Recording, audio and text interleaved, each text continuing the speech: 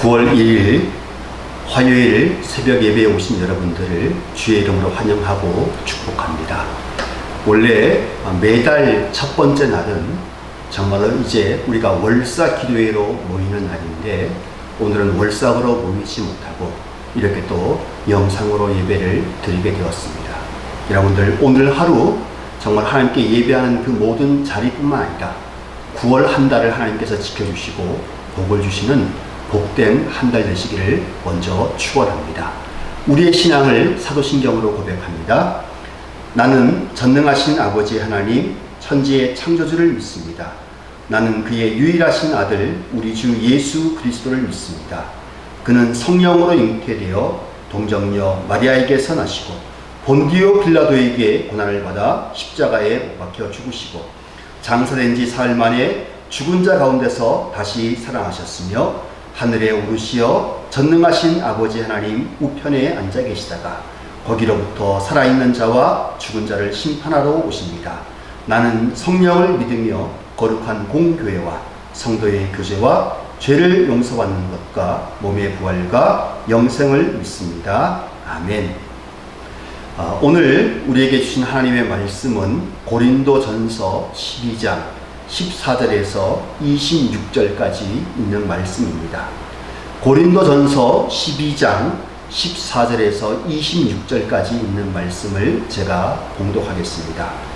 몸은 한 지체뿐만 아니요 여럿이니 만일 발이 이르되 나는 손이 아니니 몸에 붙지 아니하였다 할지라도 이로써 몸에 붙지 아니한 것이 아니요, 또 귀가 이르되 나는 눈이 아니니 몸에 붙지 아니하였다 할지라도 이로써 몸에 붙지 아니한 것이 아니니, 만일 온몸이 눈이면 듣는 곳이 어디며 온몸이 듣는 곳이면 냄새 맡는 곳이 어디냐. 그러나 이제 하나님이 그 원하시는 대로 지체를 각각 몸에 두셨으니 만일 다 한 지체뿐이면 몸은 어디냐. 이제 지체는 많으나 몸은 하나라. 눈이 손더러 내가 너를 쓸데없다 하거나 또한 머리가 발더러 내가 너를 쓸데가 없다 하지 못하리라.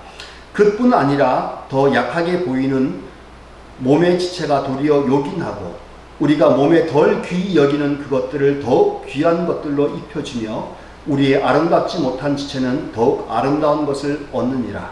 그런즉 우리의 아름다운 지체는 그럴 필요가 없느니라. 오직 하나님이 몸을 고르게 하여 부족한 지체에게 귀중함을 더하사 몸 가운데서 분쟁이 없고 오직 여러 가지 지체가 서로 같이 돌보게 하셨느니라. 만일 한 지체가 고통을 받으면 모든 지체가 함께 고통을 받고 한 지체가 영광을 얻으면 모든 지체가 함께 즐거워하느니라. 아멘. 고린도전서 12장에 나와 있는 내용은 교회 공동체 안에서 어떻게 생활을 해야 되는가에 대한 고린도 교인들에 대한 답변입니다. 고린도 전서와 후서가 고린도 교회 교인들이 수많은 갈등과 분쟁을 겪으면서 사도 바울에게 질문했던 것을 사도 바울이 순차적으로 써내려 갔는데, 이제 교회 공동체에서 어떻게 생활해야 되는가에 대한 답변이 고린도전서 12장에 나오고 있습니다. 몸에 대한 비유의 내용의 말씀인데, 사도 바울이 이렇게 이야기하는 것은 당시의 로마 스토아 철학은 우주 전체를 한 몸에 자주 비유를 했습니다. 신적인 것들과 인간적인 것들을 포함하여져서 모든 것이 우주의 거대한 전체가 다 하나의 몸의 지체라고 가르친 것이 스토아 철학에 대한 내용이었습니다. 그래서 이 말을 들으면 당시에 있는 모든 사람들은 잘 이해할 수 있었기 때문에 사도 바울은 이 이야기를 하고 있는 것입니다. 본문에서는 몸이라고 하는 것은 그리스도의 몸인 교회를 말하고 있는데, 그 몸 안에는 다양성이 있다라고 이야기를 하고 있습니다. 몸 속에 있는 것이 다 귀중한 것이다. 결론적으로 사도 바울은 이 이야기를 하고 있습니다. 그런데 가끔 보면 오늘 본문에 보면 손과 발이 다투어서 그리고 눈과 귀가 다투어서 이제 발과 이제 귀가 나는 몸에 붙지 아니하였다라고 말합니다. 절대 있을 수가 없는 일이죠. 자기 자신은 몸에 붙어 있지 아니하는 아주 특출나고 유능한 존재다라고 말하고 있는 것이 오늘 본문에 나와 있는 내용의 말씀입니다. 절대 그럴 수 없다. 모든 것이 다 귀중하다라고 성경은 끝없이 이야기를 하고 있습니다. 그러면서 이제 온몸이 다 눈이 되면 그건 엄청나게 끔찍하고 괴물이 되고 말기 때문에 절대로 그렇게 되어서는 안 된다라고 성경은 끝없이 이야기를 하고 있습니다.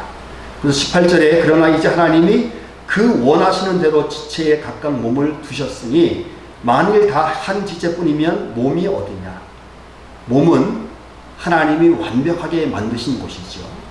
그래서 하나님께서 완벽하게 만드신 것에 대해서 불평하고 원망할 수 없는 것처럼 교회도 하나님이 만드신 곳이기 때문에 거기에 대해서 원망하고 불평할 수 없게 된다는 것입니다.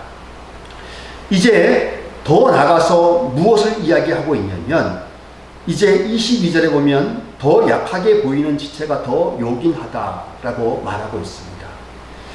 약하게 보이는 지체, 다른 말로 얘기하면 우리 몸에 덜 귀하게 여기는 부분들, 좀 부끄러운 부분들이 더 화려하다라고 하는 말입니다. 간단하게 이야기하면 손과 발, 눈과 코와 입은 그렇게 대접을 받지 못하고 그냥 우리의 몸뚱이와 우리의 부끄러운 부분들은 가장 좋은 천으로 옷으로 이게 가리워져 있고 가장 귀한 것을 입히고 그렇게 하는 것처럼 별로 귀하지 않은 것에 가장 많은 것을 쓰고 있는 모습들을 이야기하고 있습니다. 그렇게 꾸미는 것, 가장 부끄럽고 덜 요긴한 것을 가장 귀하고 존귀하게 되어져 갈 때 다른 모든 부분들이 빛나 보이는 것이고 가장 좋은 부분들만 치장을 하게 되어져 가면 부끄러운 부분들이 너무나도 드러나게 되어져서 정말로 그 모든 것이 보기 흉하게 된다라고 사도 바울이 이야기를 하고 있는 것입니다. 그래서 교회 공동체에서 가장 부끄럽고 별로 중요하지 않은 부분을 귀중하게 여기고 그것을 아름답게 꾸밀 수 있다면 그 교회 공동체는 가장 아름답고 가장 멋진 공동체가 되는 것이고 그런 것들은 정말로 보기 싫고 정죄하고 비난해야 된다라고 하게 되어져 가면 이제 그 교회 공동체는 더 추하고 더 부끄러운 모습으로 같이 가게 된다는 것입니다.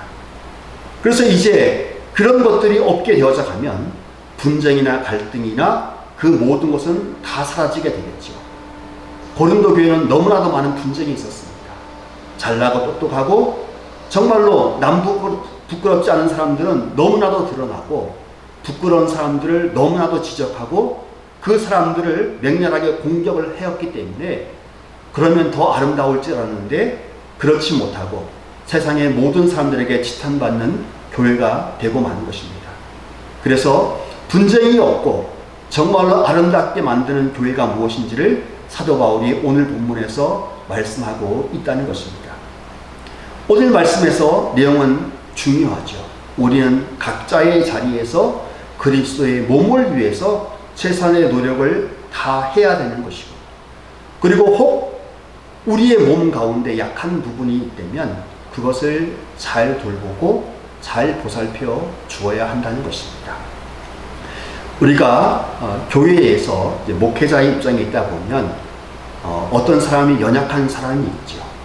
어떤 사람들은 약간 좀 더 열심히 했으면 좋겠다라고 하는 분들도 계십니다. 제일 중요한 게 뭐냐면 그분들을 나의 가족이라고 생각을 하면 어떻게 도울 수 있을까를 생각하게 되는 것이고 나의 가족이 아니다라고 생각을 하게 되어서 가면 그냥 될 대로 되라 라고 하고 버려두게 된다는 것입니다. 그렇게 되면 교회 공동체는 금방 무너지게 되는 것이죠. 우리가 세상을 살아갈 때도 마찬가지죠. 세상의 모든 문제에 대해서 연약하고 약한 그 모든 사람들에 대해서 정말로 부모와 같은 심정으로 우리가 그것을 위해서 중보하고 기도하고 살아가는 지혜가 더욱더 필요한 한 달인 것 같습니다. 여러분 이번 한 달 살아가시는 동안에 정말로 세상의 모든 부분들을 가장 귀하고 존귀하게 여기고 그 모든 것들을 덮어주고 그 모든 것을 더욱더 아름다움으로 치장시켜 나가는 한 달이 되어져서 우리의 가정과 우리의 교회와 우리의 일터와 이 대한민국이 더욱더 아름답게 서가는 복된 그런 나라로 만들어 가시는 복된 한 날과 한 달이 되시기를 간절히 축원합니다. 기도하겠습니다. 고맙고 감사하신 아버지 하나님, 저희들의 삶의 자리를 어떻게 살아갈지를 날마다 인도하심에 감사함을 드립니다. 우리의 가정과 일터에서 9월 한 달 동안 우리가 그리스도의 몸의 지체로 여기고 하나의 몸을 이뤄가는 복된 한 달 되게 하여 주옵소서. 그리하여 9월 한 달 우리의 가정과 일터와 삶의 모든 자리가 더 건강하고 하늘의 거룩한 사랑과 축복이 넘치게 하여 주옵소서. 자비로우신 아버지 하나님, 코로나19 확산으로 인하여 혼란과 불안 속에 있는 저희와 함께 하여 주옵소서. 어려움 속에서도 하늘의 평화와 안식을 잃지 않고 하나님께 기도하며 살아가게 하옵소서. 각자의 삶의 자리에서 최선을 다할 수 있도록 인도하여 주옵소서. 코로나19 감염으로 고통받는 이들에게 치유의 은혜를 내려 주옵소서. 또한 이들을 헌신적으로 돌보고 있는 의료진들과 가족들을 축복하여 주옵소서. 또한 이 병으로 세상을 떠난 분들의 영혼을 받아주시고 유족들을 슬픔으로 인도하여 주옵소서. 국가의 지도자들에게 지혜와 용기를 더하여 주시고 현장에서 위험을 감수하며 투신하고 있는 관계자들을 보호하여 주옵소서. 특별히 이런 상황 속에서 더 큰 위험에 노출되어 있는 어르신들과 병자들과 가난하고 소외된 약자들을 보호해 주옵시고 모든 믿는 자들이 더욱더 조심한 삶을 살게 하여 주시고 조심한 삶을 넘어져서 이 어려움의 극복에 적극적으로 동참하게 도와주옵소서. 예수님의 이름으로 기도합니다. 아멘. 하늘에 계신 우리 아버지, 아버지의 이름을 거룩하게 하시며 아버지의 나라가 오게 하시며 아버지의 뜻이 하늘에서와 같이 땅에서도 이루어지게 하소서. 오늘 우리에게 일용할 양식을 주시고 우리가 우리에게 잘못한 사람을 용서하여 준 것 같이 우리 죄를 용서하여 주시고 우리를 시험에 빠지지 않게 하시고 악에서 구하소서. 나라와 권능과 영광이 영원히 아버지의 것입니다. 아멘.